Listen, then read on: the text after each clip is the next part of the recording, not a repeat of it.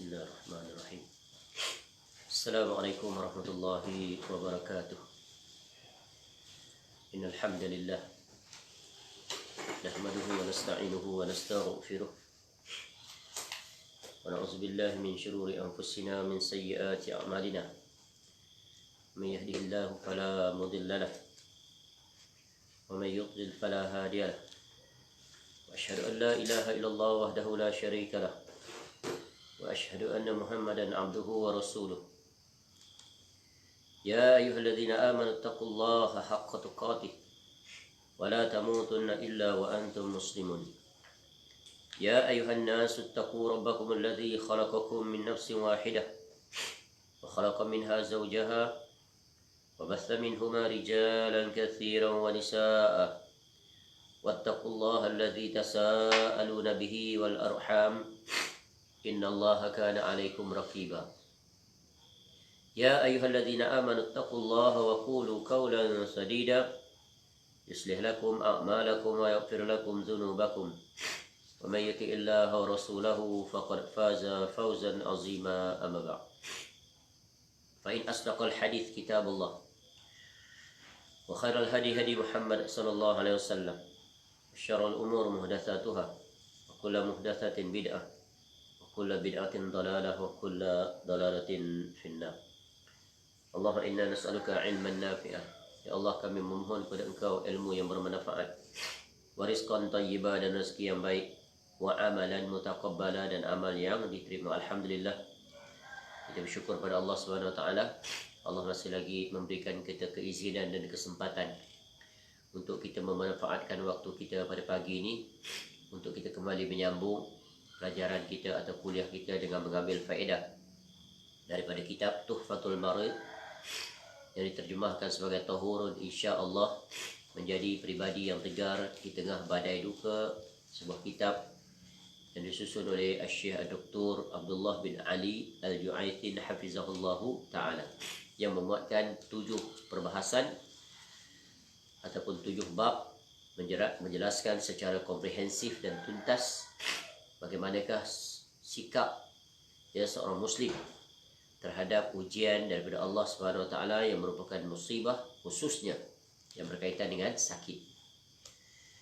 Insya-Allah pagi ini kita akan memasuki bahagian yang kelima pada bab yang kelima. Bab yang kelima ini terdiri daripada 6 bahagian. Dan sekarang kita memasuki bahagian yang kelima pada muka surat 227 di bawah tajuk jangan gundah kerana tidak dapat mengejar dunia. Ini adalah peringatan kepada orang-orang yang diuji oleh Allah Ta'ala dengan sakit. Ia satu perkara yang wajib ada pada dirinya, pada sikapnya, iaitu jangan sekali-kali rungsing kerana disebabkan oleh sakit kamu tidak dapat mengejar dunia yang kamu idam-idamkan. Kerana apabila seseorang itu sakit, maka akan terhentilah urusan dunianya. Dia sakit, terlantar, maka dia tidak boleh melakukan apapun aktiviti yang selama ini ketika dia sihat dia boleh melakukannya, seperti dia pergi pulang bekerja, dia boleh bergerak ke sana kemari, merangka, merancang dan melaksanakan apa yang dia inginkan dalam urusan dunia. Ya, apatah lagi orang itu terlibat di dalam perkara-perkara yang berkaitan dengan perniagaan dan sebagainya, yang tentunya semua itu berkaitan dengan untuk mencari harta dunia. Ya, maka ketika dia diuji dengan sakit, maka jangan risau terhadap perkara dunia itu. Apa yang perlu kamu risau, yang kamu perlu buat persiapan adalah bagaimana untuk kamu berurusan dengan sakit itu sesuai dengan aturan yang telah ditetapkan oleh Allah Subhanahu wa taala.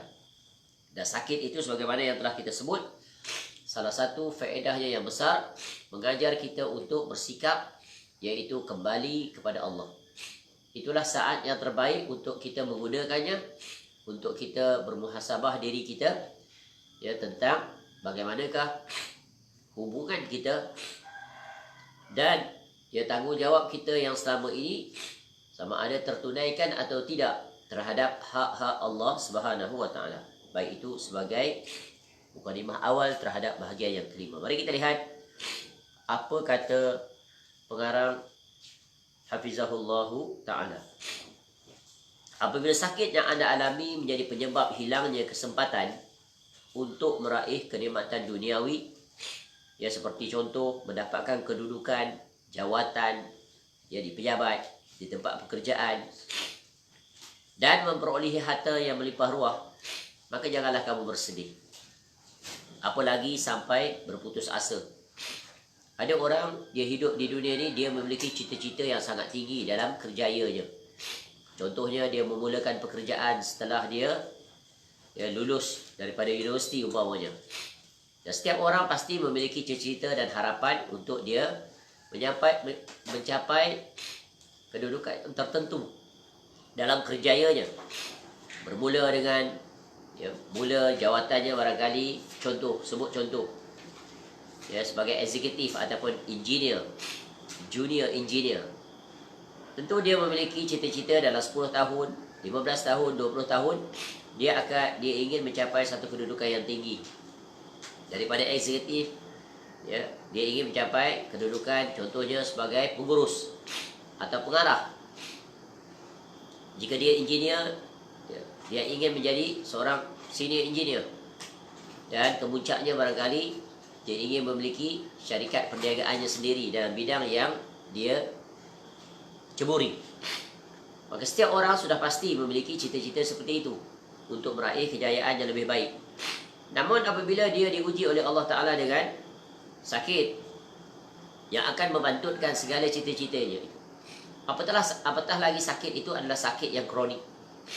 Contohnya dia didapati, dimaklumkan oleh pihak doktor bahawa penyakitnya adalah penyakit yang berada pada tahap yang berbahaya dari sudut dan boleh menjejaskan kerjayanya.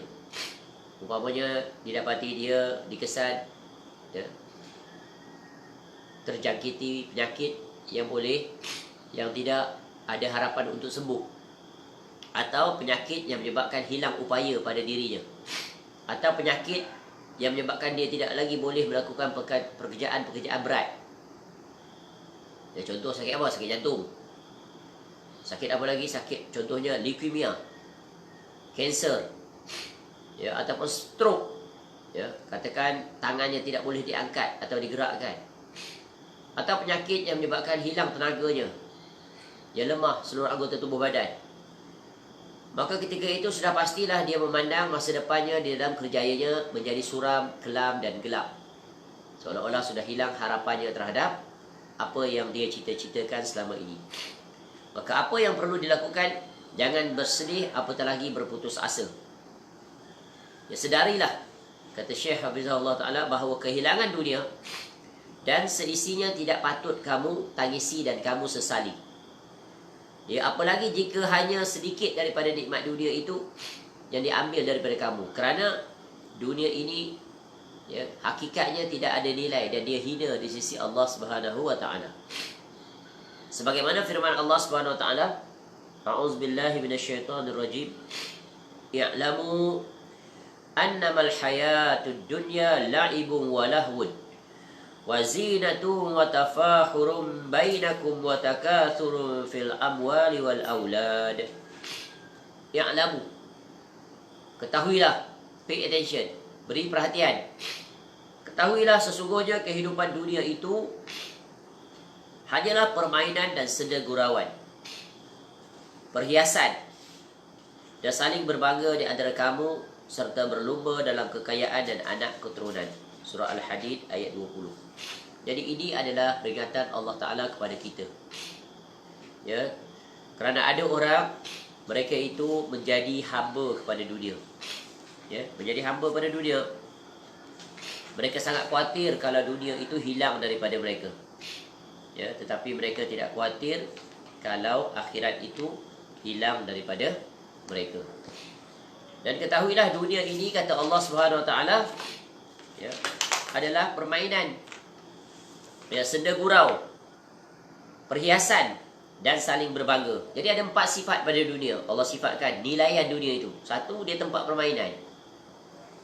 Main, apa makna permainan? Bermain, letih, kemudian berehat. Begitulah ulang-ulangan hidup mereka berulang-ulang. bermain benda yang sama, tak pernah jemu.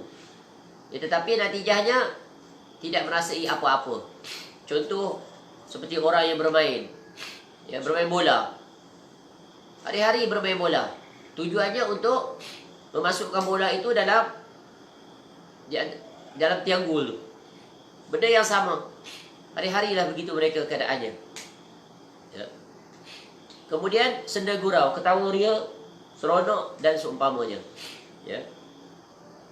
Dan dunia ini adalah perhiasan, indah pada pandangan mata. Lalu manusia pun berlomba-lomba untuk merebut perhiasan itu.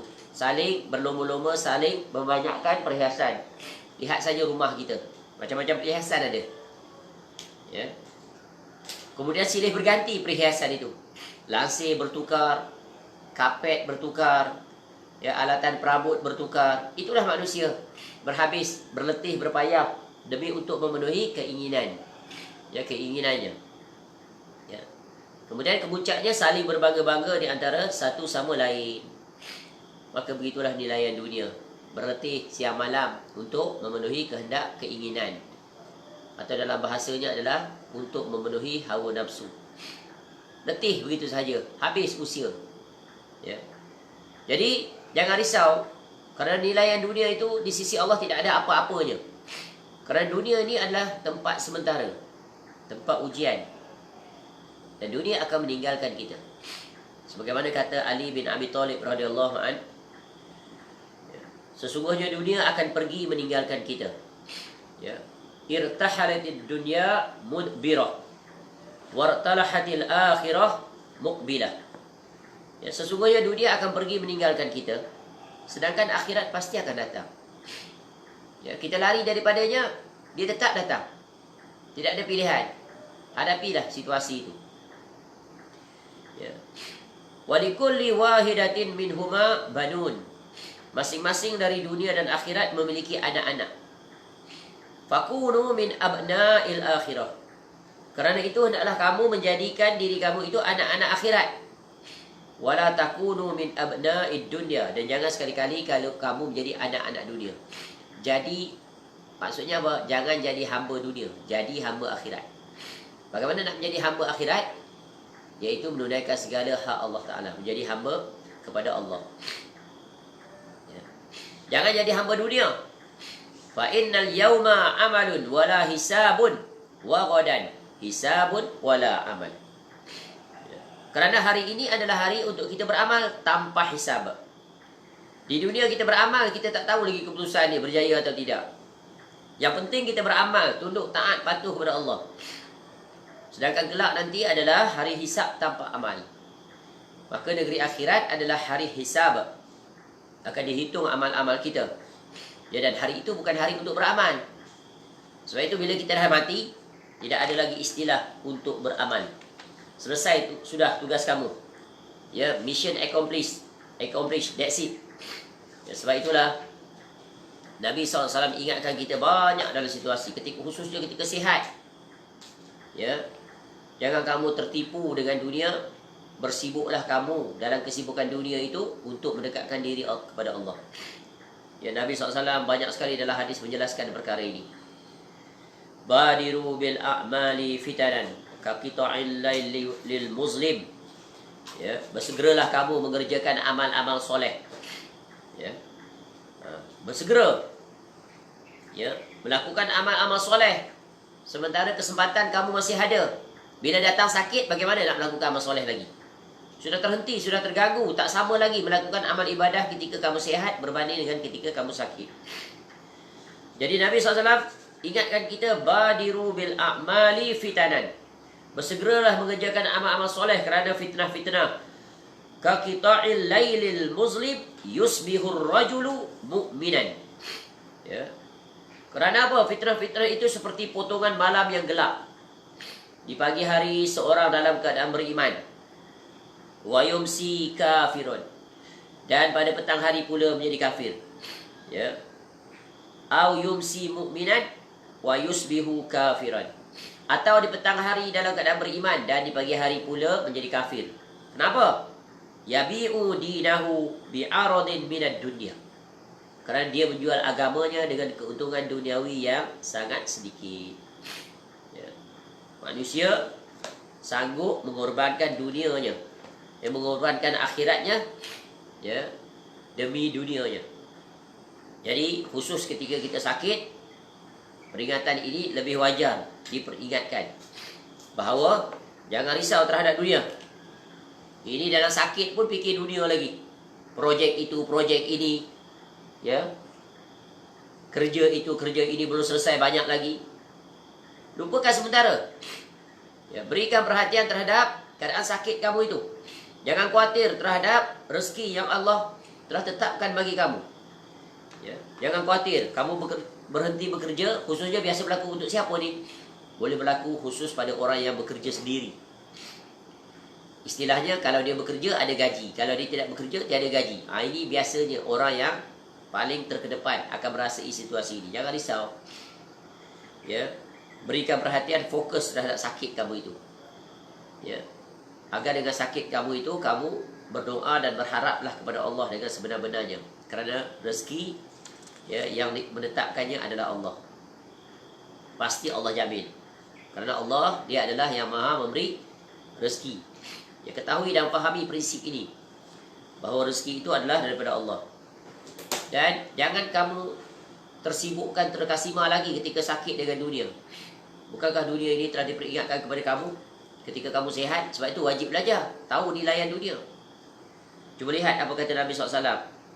Wallahi mad dunya fil akhirati illa mislu ma yaj'alu ahadukum isba'ahu hadhihi fil yam falyanzur bima tarji'. Demi Allah, tidaklah perbandingan, permisalan di antara dunia ini dan akhirat itu melainkan seperti seseorang di antara kamu yang mencelupkan jarinya ke dalam lautan. Lalu perhatikanlah seberapa banyak air yang masih melekat, menempel pada jari kamu itu. Habis kuat pun setitis. Berbanding dengan lautan yang luas. Itulah perbandingan dunia dan akhirat. Jangan risau bila kamu diuji, kamu hilang dunia, tapi yang penting kamu tidak hilang akhirat.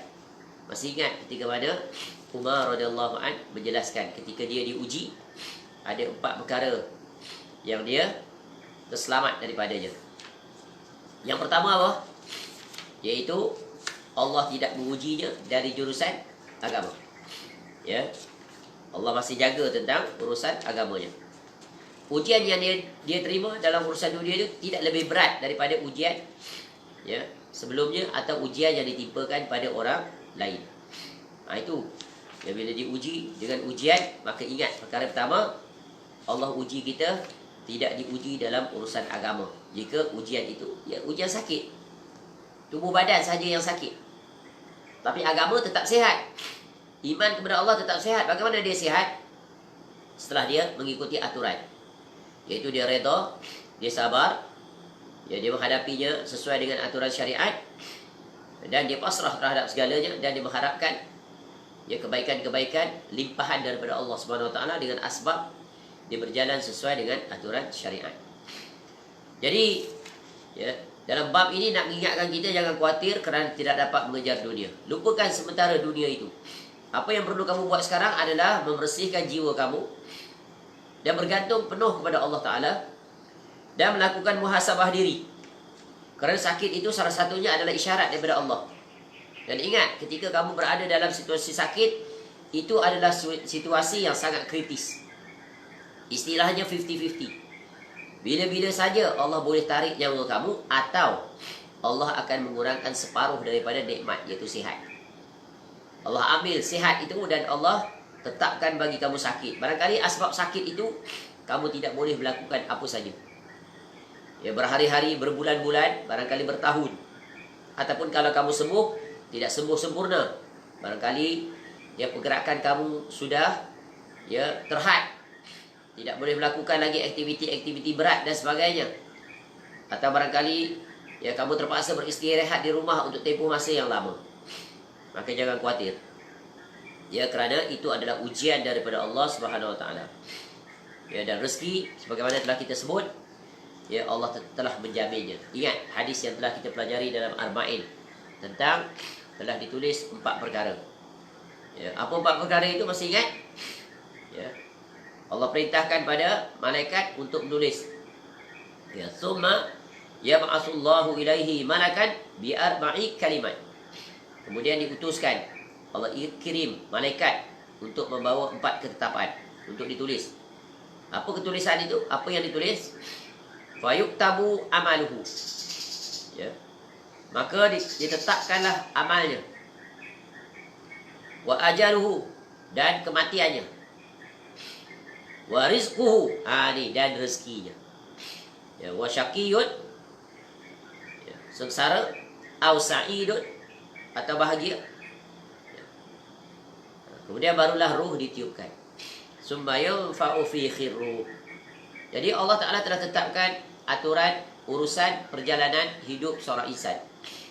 Bila berlaku apa yang telah ditakdirkan oleh Allah Ta'ala, ingat segala peringatan-peringatan yang Allah telah sebut di dalam Al-Quran yang berkaitan dengan situasi kamu itu. Begitu juga pesanan-pesanan Nabi SAW.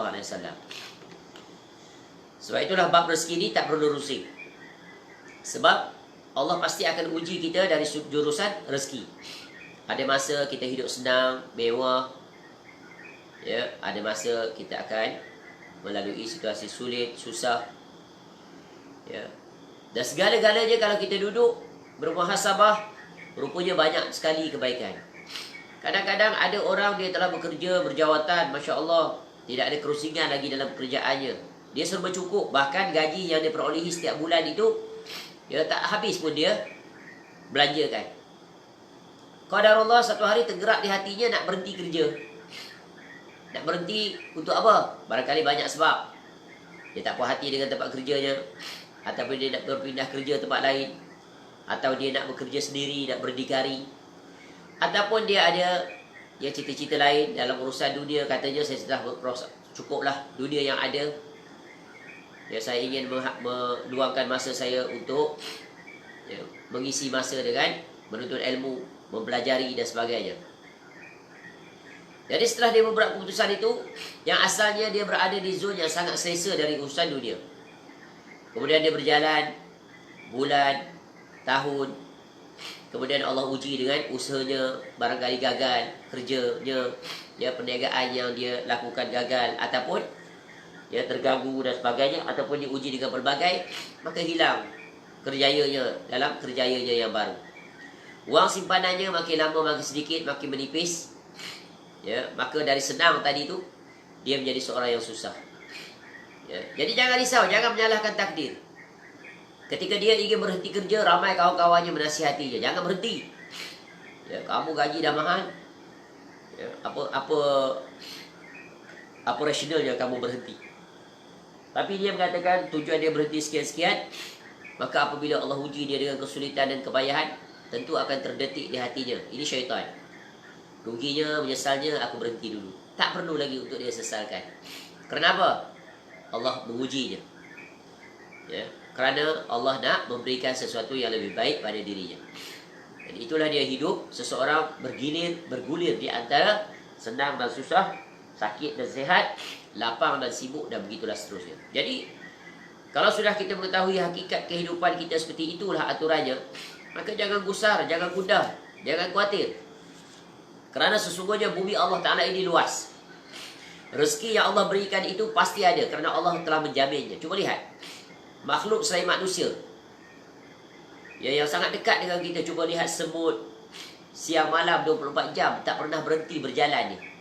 Lihat semut yang ada dalam rumah kita, tak pernah tidur dia, berjalan ke sana kemari. Ya, sedang berbuat apa dia itu? Sedang mencari rezeki. Kita bangun pada subuh hari, cuba lihat.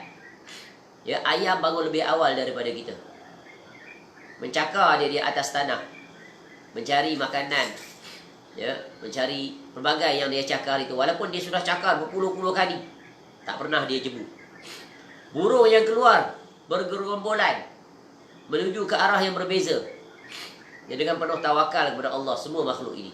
Maka kita yang Allah berikan akal, lebihlah patut, lebih jauh kita bertawakal kepada Allah dalam urusan rezeki. Jangan khawatir. Ya, sebab itu betapa besarnya ya faedah berdoa kepada Allah dan bergantung harap kepada Allah. Ya Allah, dia pasti akan datangkan rezeki. Dan pengalaman hidup kita telah menunjukkan perkara itu. Kadang-kadang banyaknya rezeki yang datang kepada kita di luar jangkaan. Tiba-tiba ada saja rezeki yang datang, sama ada menerusi jiran, orang yang jauh, orang yang tak kita kenali. Maka jangan risau, sebab Allah yang memegang hati manusia. Allah boleh mengatur apa saja dan boleh datangkan rezeki kepada kita menerusi berbagai jalan. Itulah dia iman. Sebab itu wajib ingat, rezeki itu Allah telah tetapkan. Sebagaimana sabda Nabi SAW, inna rizqa la yatlubul abda kama yatlubuhu ajaluhu. Sungguh rezeki itu benar-benar mencari seorang hamba, jadi tuannya sebagaimana ajal selalu mencarinya. Jadi rezeki itu mencari orang yang telah ditetapkan oleh Allah Ta'ala untuknya. Tidak banyak, sedikit. Ya. Sekurang-kurangnya tetap ada rezeki padanya untuk hari itu. Ada makanan umpamanya pada hari itu. Walaupun segelas air dan ya, barangkali dengan sepotong kuih, tetap ada makanan Allah jamin baginya. Tidak di pagi hari, di tengah hari. Tidak di tengah hari, di petang hari. Ya, tidak di petang hari, di malam hari. Begitulah ya aturan kehidupan yang Allah telah tetapkan bagi hamba-hambanya. Ya, sebagaimana juga dalam hadis yang lain disebutkan, la tastabti'ur rizqa, janganlah kamu menganggap rezeki kamu tak kunjung datang. Fa innahu lam yakun abdun yamutu hatta yablughahu akhiru rizqin. Ya. Huwalah. Sebab seseorang hamba tidak akan meninggalkan dunia ini sehingga dia mendapatkan rezekinya yang terakhir. Ya, Allah jamin menerusi lisan Nabi SAW. Jangan menganggap rezeki kamu tak kunjung datang. Sebenarnya tak kunjung datang tu Allah tangguhkan buat sementara saja. Betapa banyak orang yang disekat rezekinya, tiba-tiba melimpah ruah rezeki datang setelah itu. Berkat apa? Kesabarannya kepada Allah. Baik sangka dia kepada Allah. Tahan uji dengan sakit yang berpanjangan. Cuba lihat Nabi Ayub AS, Allah uji sakit 18 tahun, hilang segala nikmat yang dia miliki selama ini. Kekayaannya, hartanya. Tapi dengan berkat kesabarannya, berjalan mengikut aturan yang telah ditetapkan oleh Allah, serta-merta Allah gantikan dia dengan satu perintah, urkut birijli. Ya, hentakkan kaki engkau, air memancar keluar, mandi dan minum, serta-merta sehat, kembali tampan seperti ya asal ketika belum sakit. Kemudian Allah limpahkan rezeki yang melimpah ruah. Ya, Allah turunkan belalang emas. Ya, kaya serta-merta. Ya. Itu janji Allah, pasti Allah menepati janjinya. Ya, jadi Nabi SAW menjelaskan, sebab seorang hamba tidak akan meninggal dunia sehingga dia mendapatkan rezekinya yang terakhir. Itu tetap ada rezeki untuk dia. Ya. Maka kata Nabi SAW lagi, fattaqullah wa ajmilu fit talabi minal halali wa tarkil haram. Maka berlaku baiklah dalam mencari rezeki, yaitu dengan mengambil yang halal dan meninggalkan yang haram. Jadi sakit mengingatkan kita, jangan khawatir terhadap rezeki. Dan jika rezeki yang kita dapat itu daripada jalan yang haram, maka segeralah bertaubat. Ya, tinggalkanlah rezeki yang haram, ya, ambillah rezeki yang halal. Dan ini peringatan keras bagi orang-orang yang rezekinya datang daripada sumber yang haram.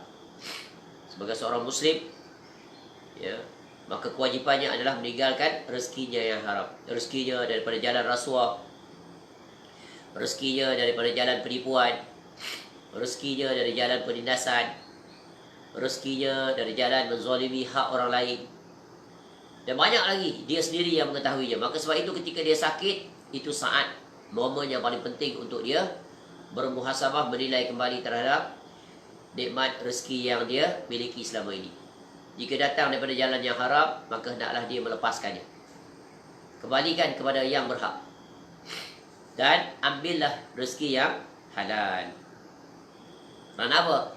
Kerana rezeki yang haram akan membinasakan dirinya di negeri akhirat, akan menghadapi bakaran api neraka yang keras sekali azabnya. Baik, itu dia bahagian kelima. Jika kita berada dalam keadaan sakit, maka jangan dirisaukan dengan dunia. Ini tak wiridnya dunia. Dalam keadaan sakit pun masih sibuk dia dengan dunia. Padahal terbaring, terlentang. Ingat lagi ayam itiknya. Kalau orang kampung lah. Risau lagi, ayam dah bagi makan belum? Itik dah bagi makan belum? Ya. Daripada pagi sampai ke petang. Jangan risau. Kebun macam mana? Ya. Pohon-pohon sayur-sayur dah disiram ke belum? Ya. Dah dituai, dah dipanen ke belum? Dan berbagai lagi. Tak perlu dirisaukan perkara seperti itu. Ya, apa faedahnya untuk kamu? Kalau dituai dan sebagainya pun, kamu tak akan dapat mengambil faedah daripadanya kerana kau sakit.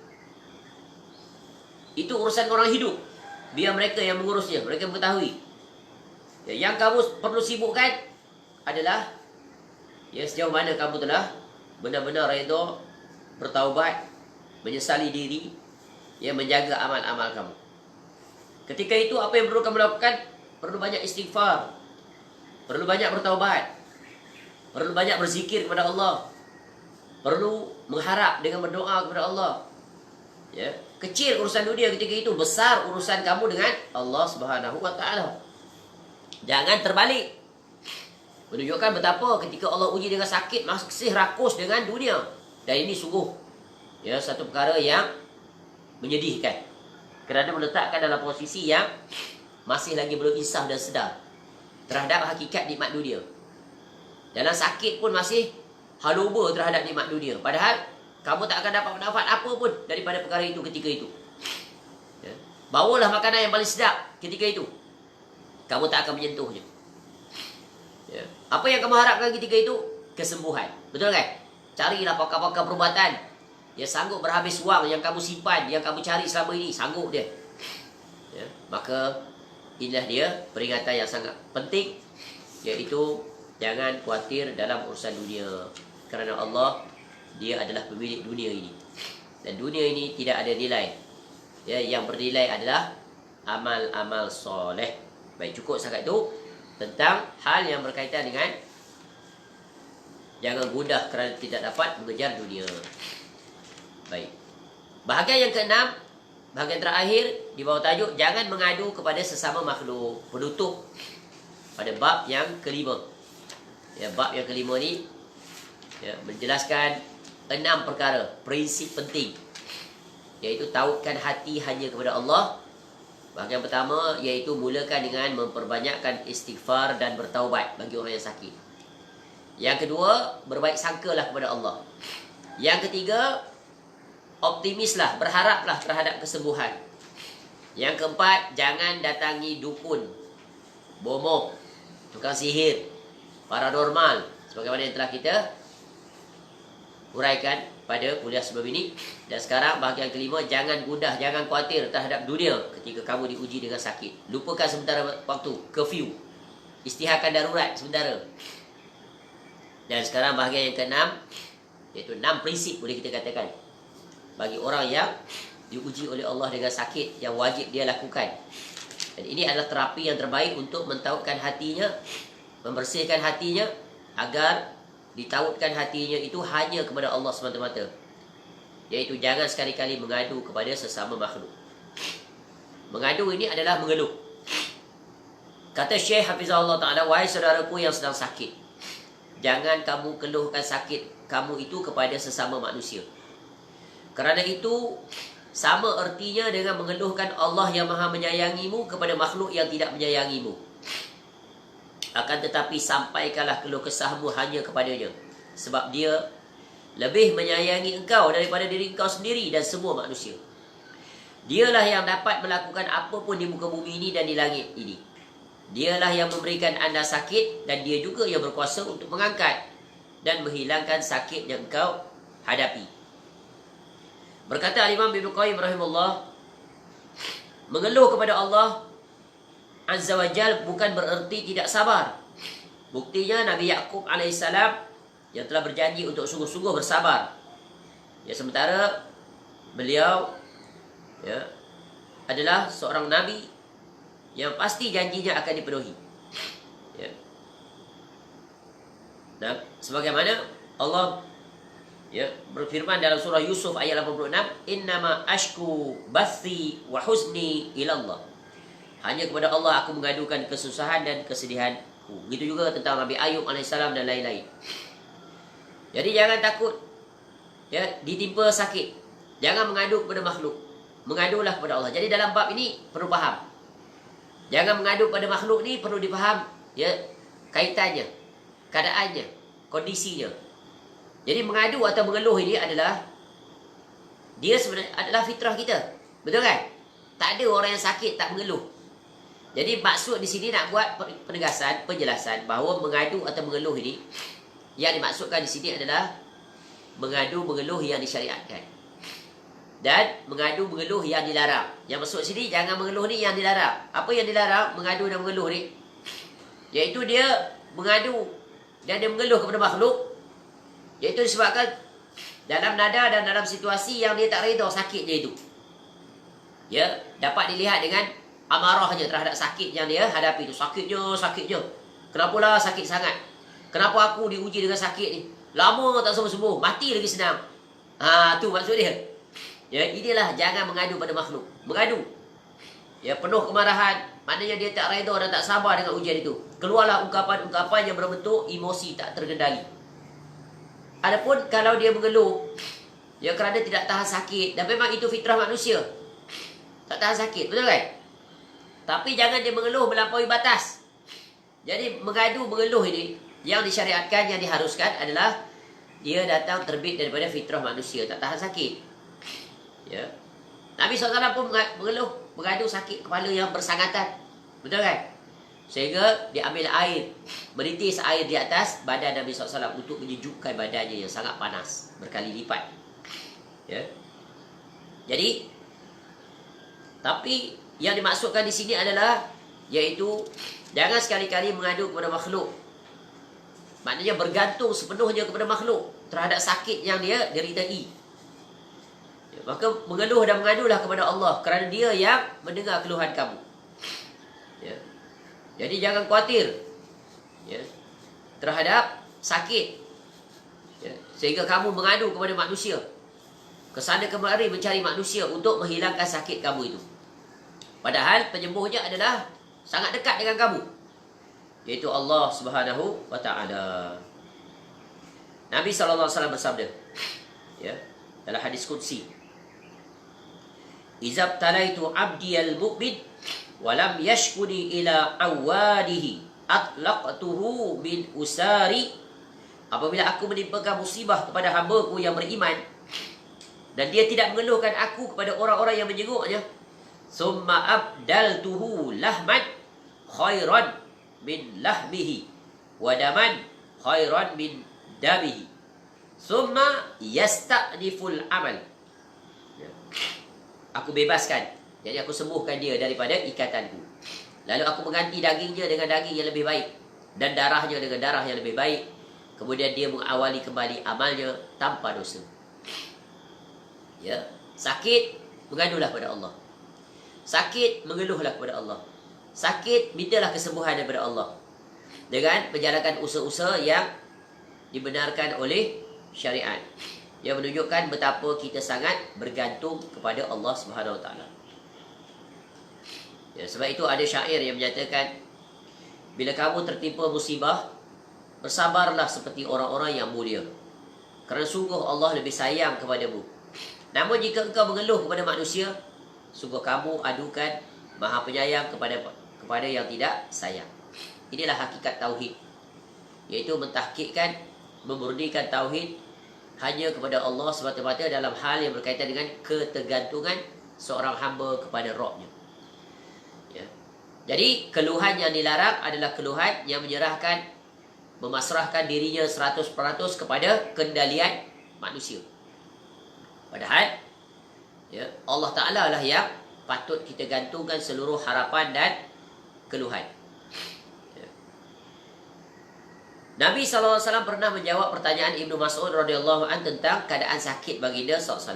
Nah, ini kita sebut tadi. Sungguh demamku ini sama seperti demamnya 2 orang daripada kamu. Kan Nabi mengadu ni tentang keadaan sakitnya yang berat kepada sahabatnya Ibnu Mas'ud radhiyallahu anhu. Ya, begitu juga ketika isterinya Aisyah radhiyallahu anha mengeluh, aduh sakitnya kepalaku. Mengadu pada Nabi SAW, sakit sangat kepala ni. Lalu Nabi SAW menjawab, aku juga, aduh sakitnya kepalaku. Nabi SAW pun sakit kepala mengadu juga. Ya. Jadi Al-Imam Bukhari rahimahullah menyebutkan bab ini dalam kitabnya Sahih Bukhari. Di bawah tajuk, dibolehkan bagi orang yang sakit untuk mengucapkan, sungguh aku sakit. Atau aduh sakitnya kepalaku. Atau sakitku semakin parah. Ya, jadi boleh. Selama mana tidak menafikan, iaitu keredoannya terhadap sakit. Yang dilarang di sini mengadu mengeluh sehingga ya, menerbitkan dari hati itu tidak reda dengan sakit. Tak sabar dia. Sudah hilang harapan, putus asa dia daripada rahmat Allah Subhanahu wa taala. Ini yang terlarang. Sehingga bukan hanya keluar daripada ucapan, keluar daripada tindakan. Ya, meronta-ronta, memukul-mukul badan, mencabik-cabik baju, histeria dan sebagainya. Ya, terpekik terlolong, ya, dan seumpamanya. Maka itulah yang dimaksudkan keluhan kepada manusia. Baik. Jadi dalam bab ini banyak sekali contoh-contoh teladan, maka di sini dikemukakan di antaranya adalah ya, sebagaimana yang dinyatakan oleh contohnya tentang para salaf, iaitu Daud At-Ta'i rahimahullah, yang ditemui seseorang ketika dia berbaring di atas ya, tempat perbaringannya dengan badan yang menggigil. Ya, Daud At-Ta'i ini dia sakit, menggigil badan dia dalam keadaan dia berbaring. Lalu orang-orang yang datang menjenguknya berkata, inna lillahi wa inna ilaihi raji'un. Lalu Daud rahimahullah berkata, ya, jangan katakan itu, jangan beritahukan hal ini kepada sesiapa pun. Daud sudah terbaring di atas tempat pembaringannya, sakit itu selama 4 bulan. Dan dia tidak menzahirkan sakitnya itu.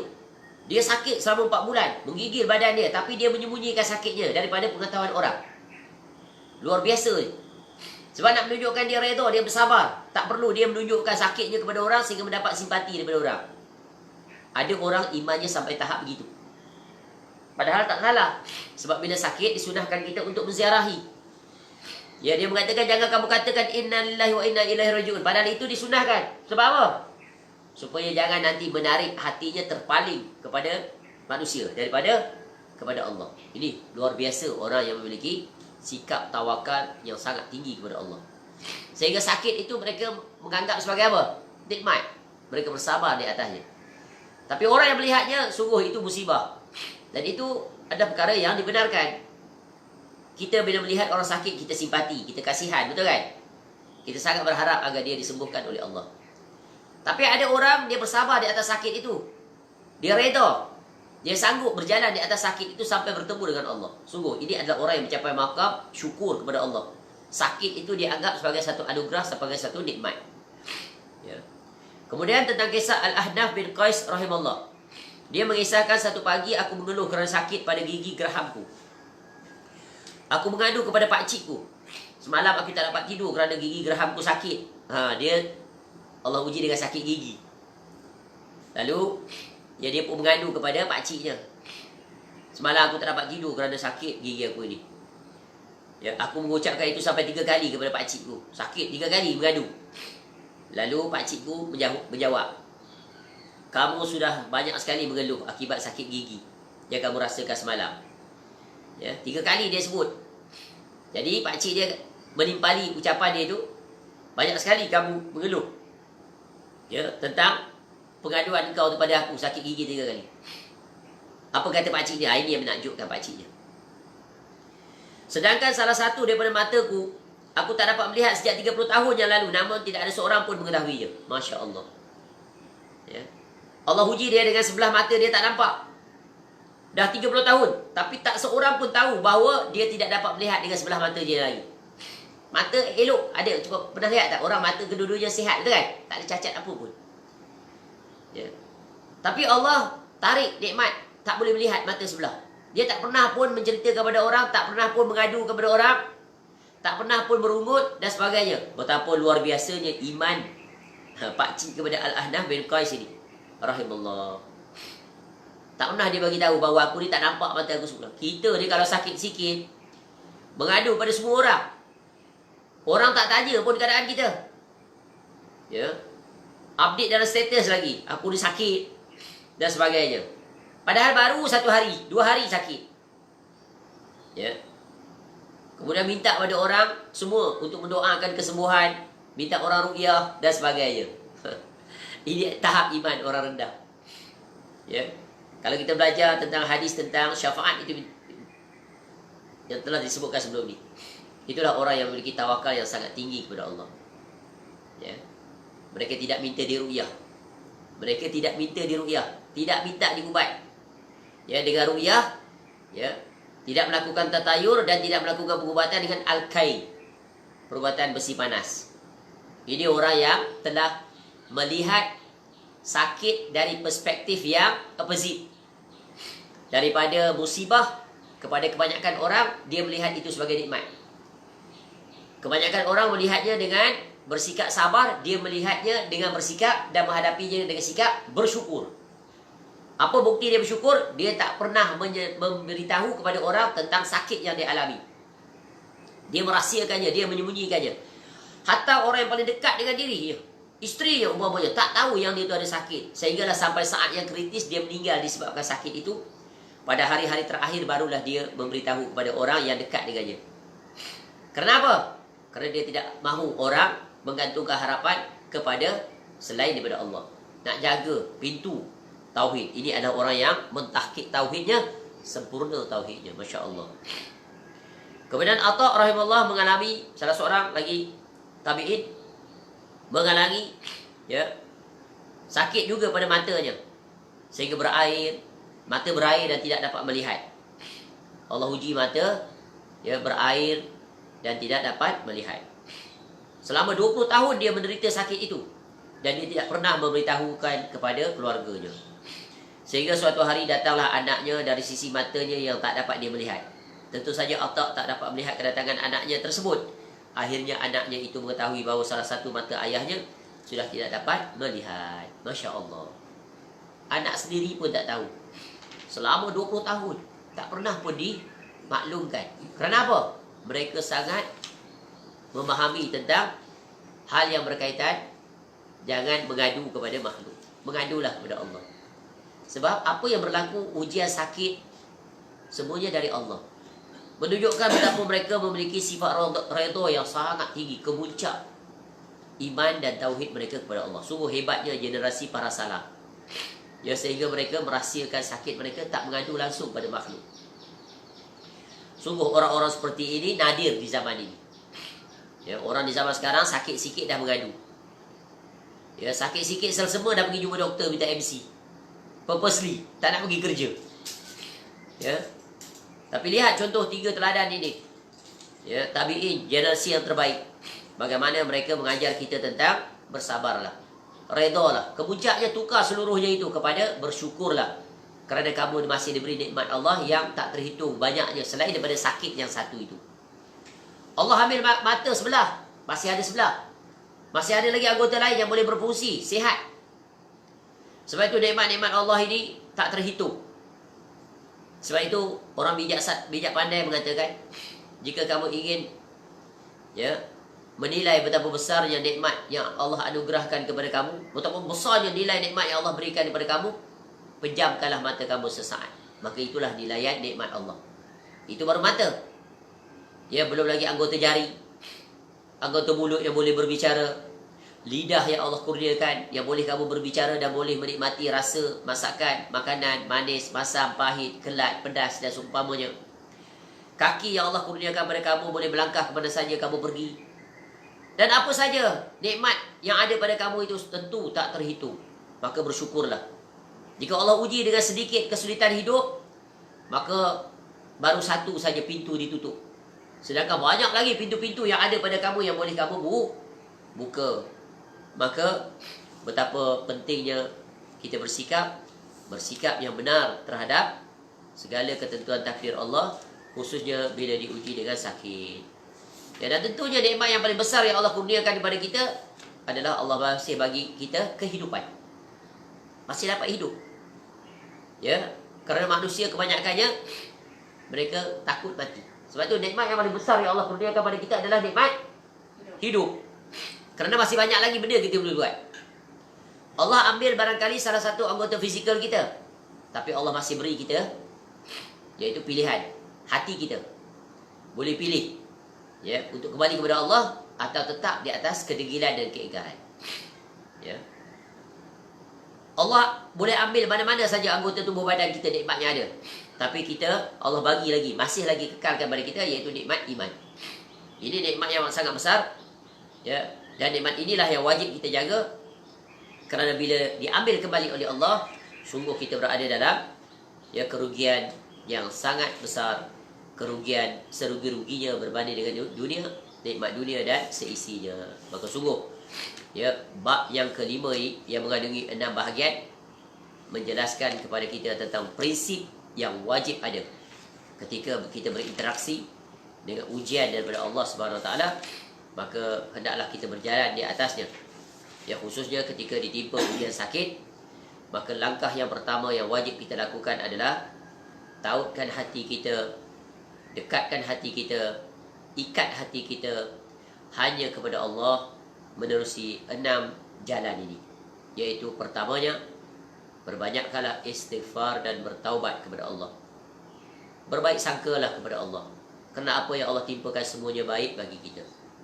Dan yakinlah, berharaplah bahawa ya tetap ada jalan kesembuhan, sama ada lambat atau cepat, ya, sama ada diangkat keseluruhannya atau diringankan, ya. Dan jangan sekali-kali kita mendatangi dukun, bomok, ya, dan seumpamanya. Dan yang kelima, jangan sekali-kali kita rusing kerana tidak dapat mengejar dunia yang kita telah, ya, inginkan, yang kita idam-idamkan, yang telah kita rancang itu. Dan yang terakhir, jangan mengadu sekali-kali kepada makhluk, kerana nanti Allah akan serahkan kita kepada makhluk, maka hidup kita akan menjadi, ya, tidak ketentuan. Maka mengadulah kepada Allah, bergantunglah kepada Allah. Allah tak bagi kita di dunia kesembuhan, Allah bagi kita kesembuhan di negeri akhirat. Ya, dengan meraih redha Allah, diampuni dosa, dan kemuncaknya, ya, dapat kita menikmati syurga, ya, yang Allah janjikan. Semoga dengan itu, ya, dengan 6 prinsip ini, ya, Allah berikan kepada kita, khususnya ketika kita diuji dengan musibah. Semoga Allah kurniakan kita kesabaran, Allah kurniakan kita kesihatan, Allah berikan kita istiqamah, ya, agar tetap taat dalam segala keadaan, khususnya bila diuji dengan kesulitan dan kepayahan, khususnya jika diuji dengan sakit.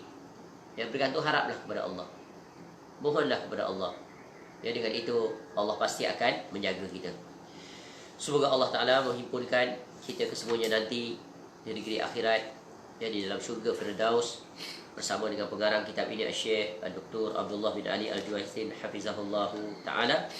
Dapat kita bersama dengan Nabi SAW, bersama dengan para sahabat Nabi SAW, contoh teladan terbaik untuk kita contohi, ya, dalam syurga Firdaus ma'alladzina an'amta alaihim minan nabiyyin was-siddiqin wasyuhada'i was-salihin wa hasuna ulaika rafiqa. InsyaAllah panjang umur kita akan masuk bab yang ke-6 di bawah tajuk semua akan indah pada waktunya.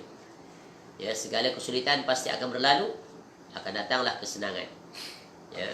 Dan bagaimanakah kita harus menggunakan masa kita ketika sakit? Ya, maka ini akan dijelaskan pada bab yang ke-6, diawali dengan pengurusan waktu bagi orang yang sakit, dan disusuli dengan, ya, iaitu bersegeralah menulis wasiat, kemudian disusuli dengan bebaskan diri daripada segala tanggungan, dan seterusnya sikap terhadap keluarga dan orang-orang yang tercinta, ya, dan yang seterusnya kesembuhan pun tiba. Maka ini adalah bab yang ke-6, menjelaskan tentang beberapa perkara yang perlu kita lakukan yang berkaitan dengan urusan dunia. Wallahu a'lam. Subhanakallahumma wa bihamdika asyhadu an la ilaha illa anta astaghfiruka wa atubu ilaik. Wa sallallahu ala nabiyyina Muhammad wa ala alihi wa sahbihi wasallam. Wa akhiru da'wana alhamdulillahi rabbil alamin. Assalamualaikum warahmatullahi wabarakatuh.